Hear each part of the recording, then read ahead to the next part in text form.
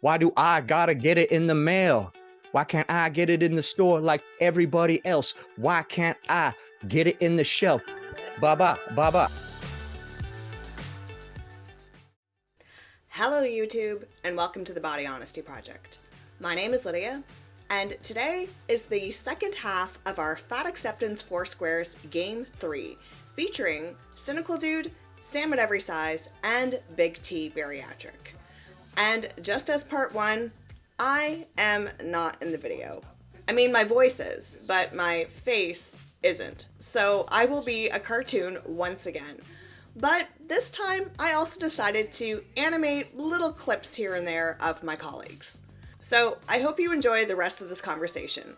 We will begin with Cynical tossing the ball to Big T. Big T Bariatric. Yes, sir. Should the obese use mobility aids? Specifically, the ones that are there provided by the store. If you bring your own, you do whatever the hell you want.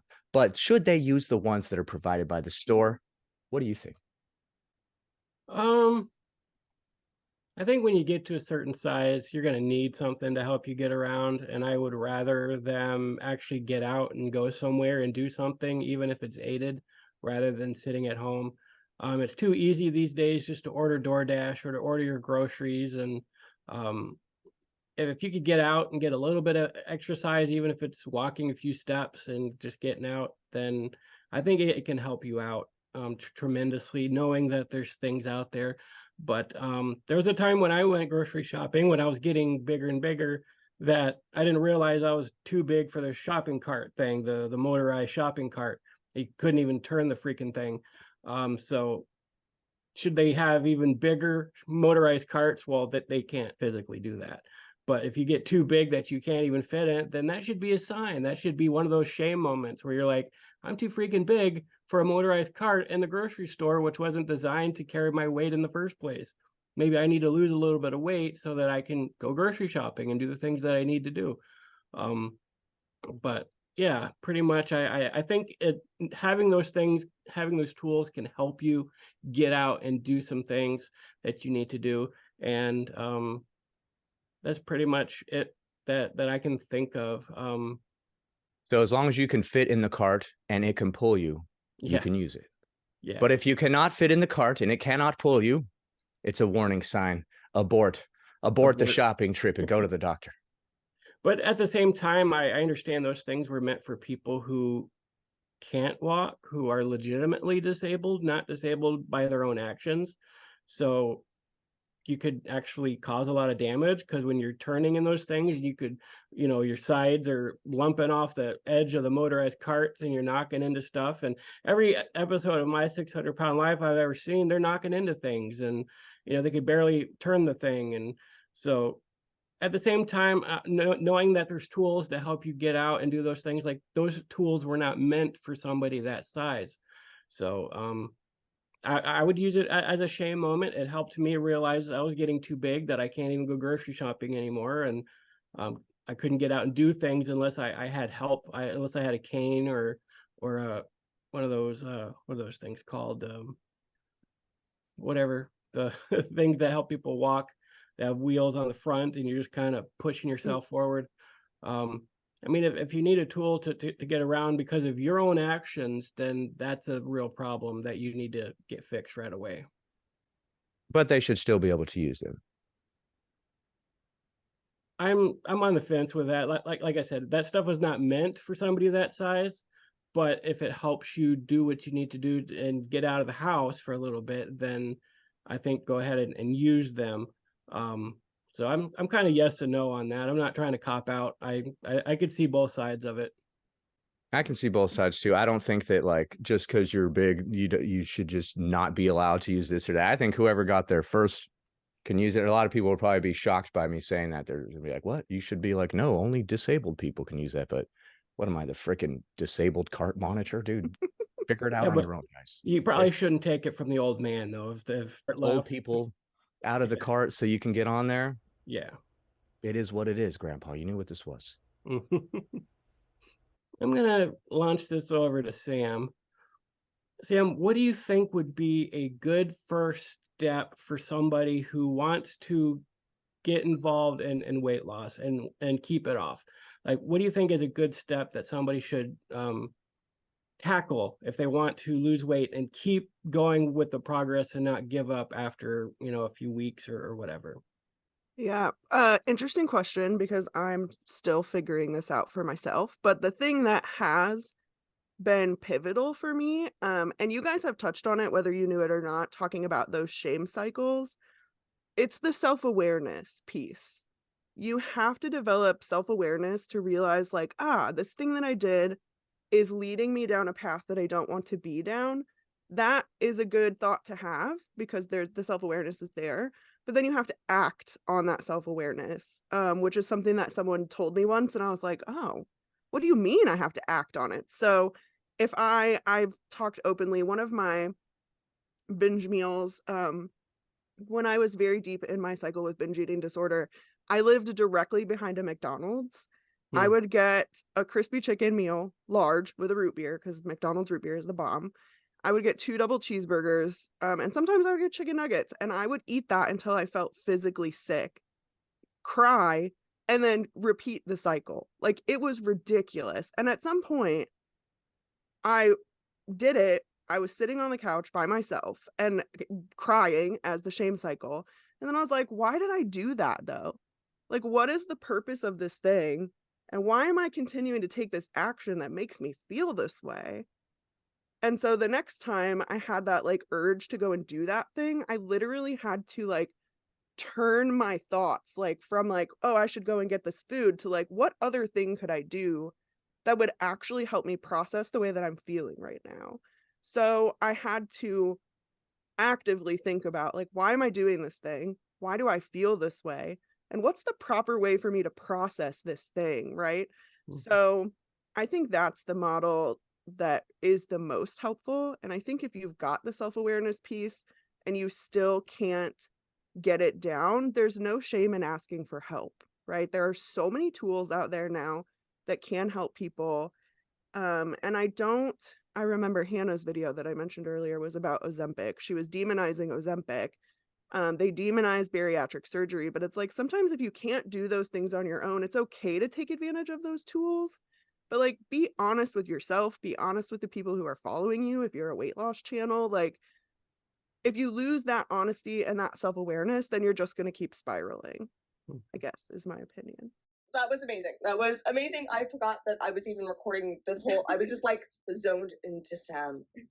I mean, like I told you guys before, I'm so flattered to have all of you on my screen. Oh my god! Like I love all of your channels. I love all of your channels. So like, just watching this is it's Thank you. amazing. It's an honor to be here. Have you guys heard of the insulin index? Mm-mm. Oh, I haven't. It's like the glycemic index, except it measures the result that different foods have on your insulin levels after you eat them. It gives you Mm. some surprising results, like, for instance, how I've been saying low fat foods are garbage and you should avoid them. All of the low fat versions of food have a higher insulin index than their full fat counterparts. So, like, it literally is worse for you. It literally will make you more fat to eat low fat foods for several different reasons beyond what I've talked about. I can share a link to the insulin index and you can read about it if you would like, but counting calories indiscriminately is a really dumb way to try to lose weight because food doesn't affect you the same.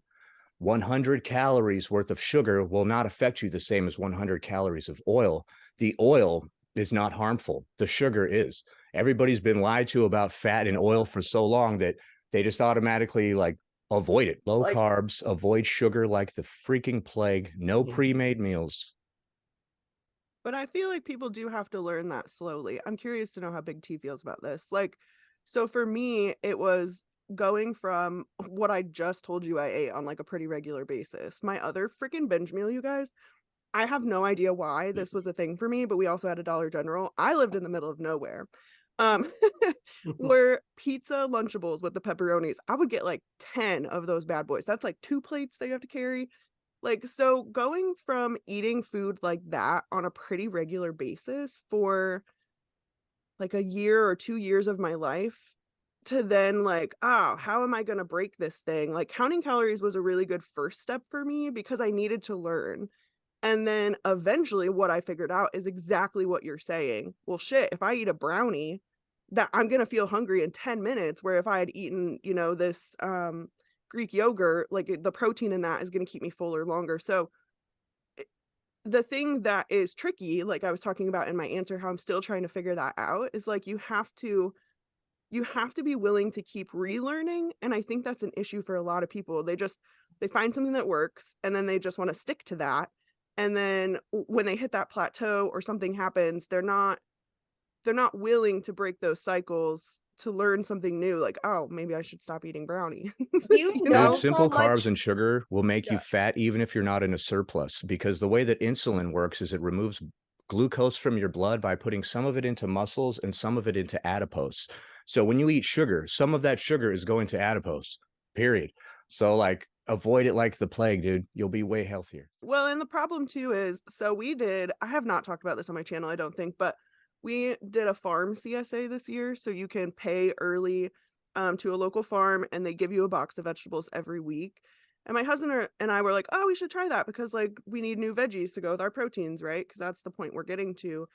And we literally did not know how to prepare vegetables in a way that tasted good. Like, we knew the basics, like onions and peppers, but they were giving us, like, rutabagas and beets and, like, things that we just don't eat, and I was like, "Holy shit, how do we make this thing, like, taste good in a way that you want to eat it?" So I think that there's that as well. If you've eaten a standard American diet for a really long time, you don't know how to prepare your own food. I mean, how many people who have weight loss channels, like, I'm thinking Beatrice Caruso, Glitter and Lasers will do this as well.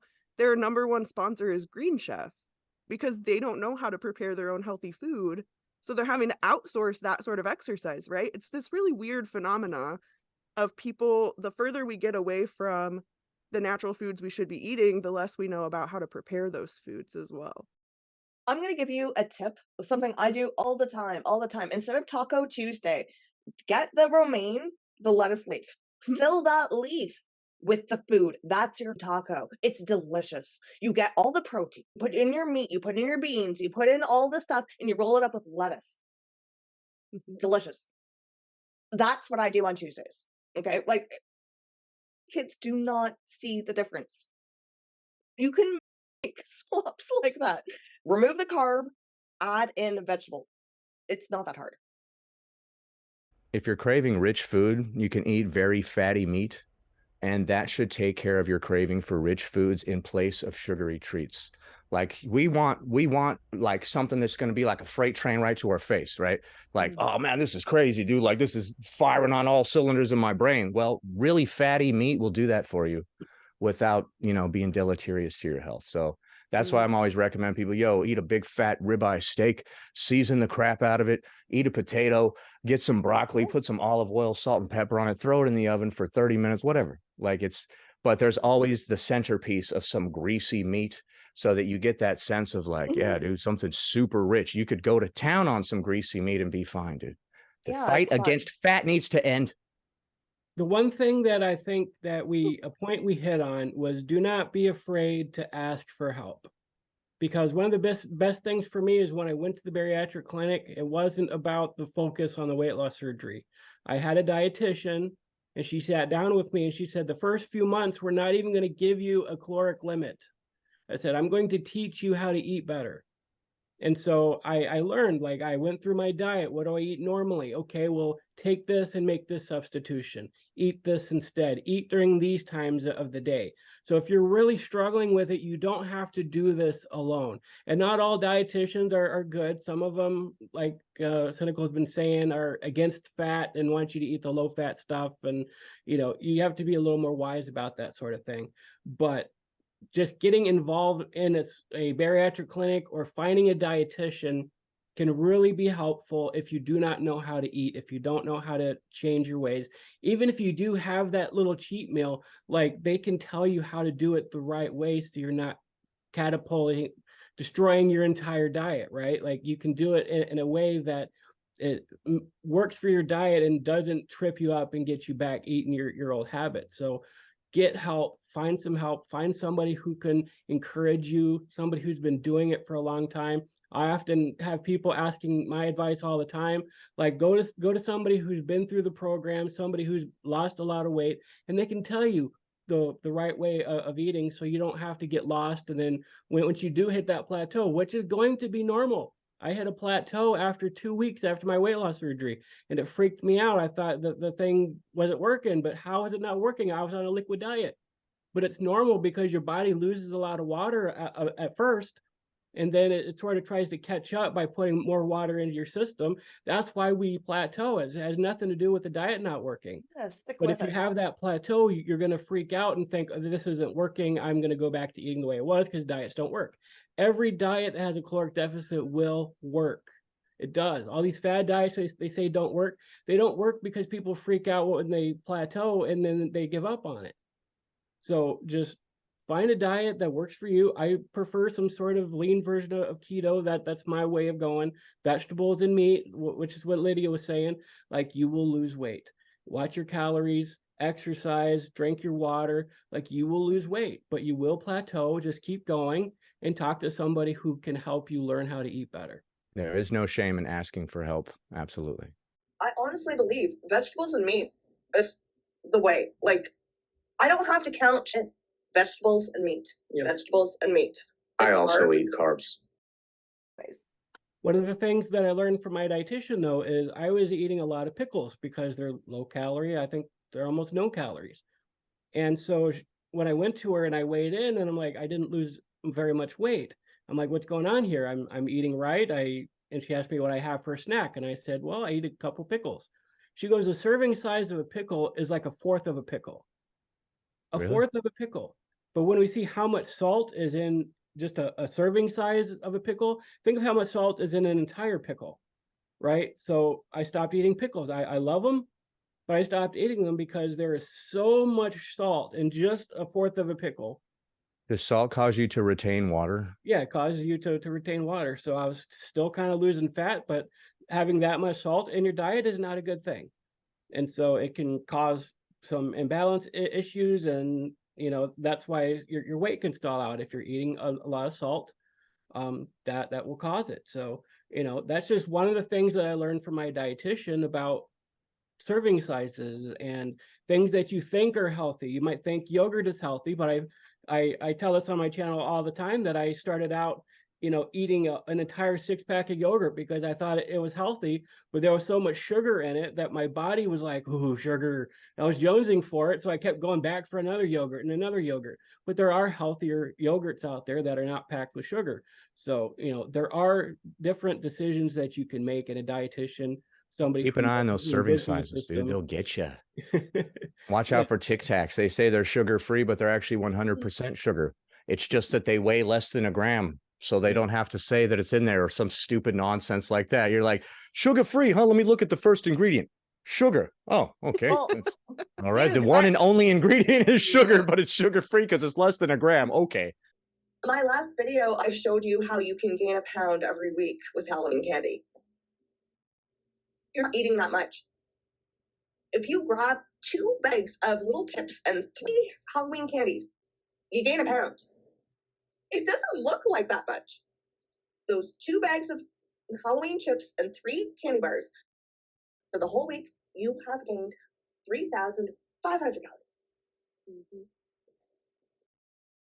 Plus it's sugar. So get it out of here. I gave out crackers for Halloween. I was like, here's a saltine cracker, young man. Go make something of yourself. No, I'm just kidding. I didn't participate. Thank you so much for joining me today. And yeah, you'll see the video posted soon. Take care. It was good to collaborate with all of you. Yes. Love you. Bye. Thank Bye. you. Bye, It guys. was fun. I'd like to thank Cynical Dude, Sam at Every Size, and Big T Bariatric for joining me on the channel today.